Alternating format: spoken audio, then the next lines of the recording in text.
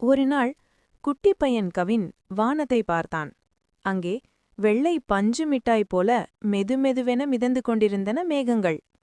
அவன் கைதட்டிச் சிரித்தான். அடடே, எவ்வளோ பெரிய பஞ்சு மிட்டாய்! அப்போது மேகங்கள் மெதுவாக வடிவம் மாறின. ஒரு மேகம் பெரிய யானை போல மாறியது.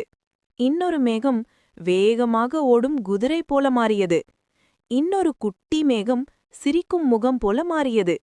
கவின் உற்சாகத்துடன், யானை மேகமே, நீ எனக்கு ஒரு சவாரி தருவாயா என்று கேட்டான். யானை மேகம் மெதுவாக நகர்ந்து பிறகு கருப்பாக மாறியது. கவின் பயந்து பின்வாங்கினான். பயப்படாதே குட்டிப்பையா என்றது கருப்பு மேகம். நான் உனக்கு குட்டி குட்டி மழைத்துளிகளை பரிசாக கொண்டு வந்துள்ளேன்.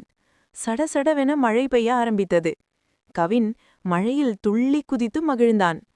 மழை நின்றதும் மேகங்கள் மீண்டும் மெதுவாக நகர்ந்து வானத்தில் வானவில்லை வரைந்துவிட்டு மறைந்தன. கவின் புரிந்து கொண்டான், மேகங்கள் வெறும் பஞ்சு மிட்டாய் மட்டுமல்ல, அவை மழையை கொடுக்கும் அன்பான நண்பர்கள்.